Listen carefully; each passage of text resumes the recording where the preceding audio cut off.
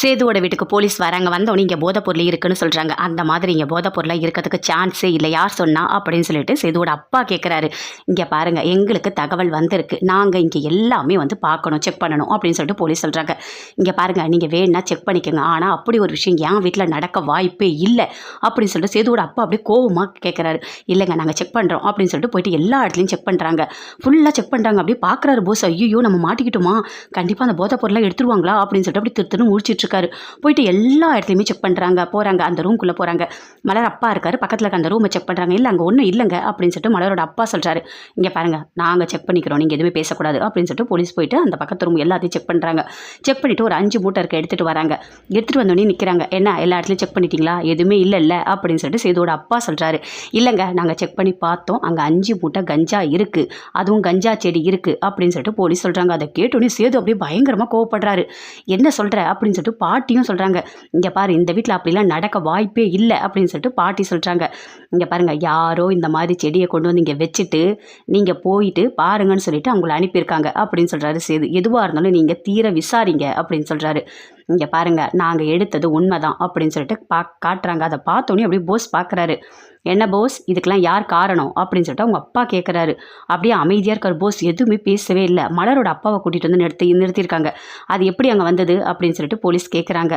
இல்லை, காலையில் அப்படின்னு சொல்ல வராரு. அதுக்குள்ளே போஸில் இல்லை, அவர் தான் தப்பு பண்ணியிருக்காரு, அவர் தான் இந்த 5 மூட்டையும் கொண்டு வந்து வச்சிருக்காரு, அவரை அரெஸ்ட் பண்ணி கூட்டிகிட்டு போக அப்படின்னு சொல்லிட்டு போஸ் சொல்கிறாரு. மலரோட அப்பா அப்படியே பார்க்குறாரு. அப்பா என்னப்பா ஆச்சு அப்படின்னு சொல்லிட்டு மலர் அப்படியே கத்துறாங்க. இல்லைம்மா அப்படின்னு எதுவுமே சொல்ல முடியாமல் அமைதியாக இருக்காரு. உடனே போஸோட அப்பாவுக்கு கோவமாக வருது. டேய், உண்மையை சொல்கிறா, யாரா எடுத்தது, யாரா இதெல்லாம் பண்ணது அப்படின்னு சொல்லிட்டு கேட்குறாரு. ஆனால் நான் என்னப்பா பண்ணேன், எனக்கு அதெல்லாம் எதுவுமே தெரியாது அப்படின்னு சொல்லிட்டு போஸ் சொல்கிறாரு. உடனே அவங்க அம்மா வராங்க, நடுவில் தடுத்து நிறுத்துறாங்க. என்னங்க, என் பையன் என்ன தப்பு பண்ணா, எதுக்காக நீங்கள் தேவையில்லாத என் பையன் மேலே பழி போடுறீங்க அப்படின்னு சொல்லிட்டு அவங்க அம்மா ஈஸ்வரி அப்படியே கத்துறாங்க. நீ தலைப்போ, டேய் உண்மையை சொல்லுடா, நீ பண்ணியா இல்லையா அப்படின்னு சொல்லிட்டு கேட்டுக்கிட்டே இருக்காரு. அதுக்குள்ளே வராரு ராமலிங்கம். வந்த உடனே அங்கே சொல்கிறாரு. இங்கே பாருங்க, நான் வந்து உண்மையை சொல்கிறதுக்காக வந்திருக்கேன் அப்படின்னு சொல்கிறாரு. என்ன உண்மை அப்படின்னு சொல்லிட்டு கேட்குறாரு. இங்கே பாருங்க, இந்த தப்பு பண்ணது எல்லாமே இந்த போஸ் தான். ஏன்னா நான் வந்துட்டு இந்த மாதிரி போதைப்பொருள் பிஸ்னஸ் பண்ணுறேன்னு சொன்னேன். உடனே எனக்கும் பண்ணணும், எனக்கும் உதவி பண்ணுங்க அப்படின்னு சொல்லிட்டு எல்லாத்தையுமே பண்ணதே இந்த போஸ் தான். என்ன சொல்கிறீங்க, நீங்கள் சொல்கிறதுலாம் உண்மையா அப்படின்னு சொல்லிட்டு ராஜாங்க எல்லாருமே அப்படியே கேட்குறாங்க. பயங்கரமாக ஷாக் ஆகுறாங்க. பாட்டி, ஈஸ்வரி எல்லாருமே அப்படியே பார்க்குறாங்க. என்னடா பண்ணி வச்சிருக்க அப்படின்னு சொல்லிட்டு கேட்குறாங்க. இல்லை, நான் எதுவுமே பண்ணலை அப்படின்னு சொல்லிட்டு போஸ் சொல்கிறாரு. இல்லை, எல்லாமே இவன் தான் பண்ணான். நான் கெட்டவன் நிரூபிக்கிறதுக்காக மட்டும்தான் நான் தான் இதெல்லாம் பண்ணேன். இப்போ வந்தது எல்லாமே நான் செட் பண்ண போலீஸ் தான். அதில் இந்த மூட்டையில் எதுவுமே கிடையாது, வெறும் கீரை தான் இருக்குது, வேணா போய் பாருங்கள் போங்க அப்படின்னு சொல்லிட்டு ராமலிங்கம் சொல்கிறாரு. போயிட்டு பார்க்குறாங்க. பார்த்தா வெறும் கீரை தான் இருக்குது. இது எல்லாத்துக்குமே காரணமே இந்த போஸ் தான். நீங்கள் நம்பலைன்னா அதுக்கு தேவையான ரெக்கார்டிங் எல்லாமே நான் வச்சுருக்கேன் அப்படின்னு சொல்லிட்டு போஸ் பேசின எல்லாத்தையுமே காட்டுறாரு. நான் கஞ்சாவை எல்லாமே வச்சுருக்கேன், நீங்கள் சொல்கிற டைமுக்கு நான் இந்த இடத்த கொண்டு வரேன், எல்லாத்தையும் ரெக்கார்ட் பண்ணி ராமலிங்கம் காட்டுறாரு. அதை பார்த்தோன்னே எல்லாருக்குமே கோவம் வருது. எப்பேற்பட்ட குடும்பத்தில் பிறந்துட்டு இந்த மாதிரி ஒரு கெட்டவனை நீங்கள் நல்லவன் நம்பிக்கிட்டு இருக்கீங்க அப்படின்னு சொல்லிட்டு ராமலிங்கம் சொல்கிறாரு. அதை கேட்டோன்னே ஈஸ்வரி அவங்க பொண்ணு எல்லாருமே அப்படி ஷாக் ஆகுறாங்க. ஐயோ, இவன் இவ்வளோ பெரிய தப்பு பண்ணியிருக்கான் அப்படின்னு சொல்லிட்டு போஸோட அப்பாவுக்கு இன்னும் கோவம் வருது. டேய், ஏன்டா இப்படிலாம் பண்ண, உங்களுக்கு ஒன்று தெரியுமா, காலையிலேயே ஃபோன் பண்ணி ராமலிங்கம் நடந்த எல்லாத்தையுமே என்கிட்ட சொல்லிட்டாரு, நான் அமைதியாக இருந்தேன் அப்படின்னு சொல்லிட்டு போஸோட அப்பா சொல்கிறாரு. பாட்டி சொல்கிறாங்க. டேய், உனக்கெல்லாம் அறிவே கிடையாது, எவ்வளோ பெரிய குடும்பத்தில் பிறந்துட்டு ஏன்டா இப்படி ஒரு அசிங்கத்தை பண்ண அப்படின்னு சொல்லிட்டு பாட்டி எல்லாருமே பயங்கரமாக கத்துறாங்க. சேதுவும் சொல்கிறாரு. நீலாம் திருந்தவே மாட்டியா, இப்படி தான் பண்ணுவியா, எங்கள் அப்பாவோட மரியாதை கெடணும்னு சொல்லிட்டு நீ இவ்வளோ வேலை பார்க்குறியா நீ அப்படின்னு சொல்லிட்டு கோவப்படுறாரு. இதுக்கும் மேலே இவனை விட்டு வச்சா நல்லது கிடையாது அப்படின்னு சொல்கிறாரு.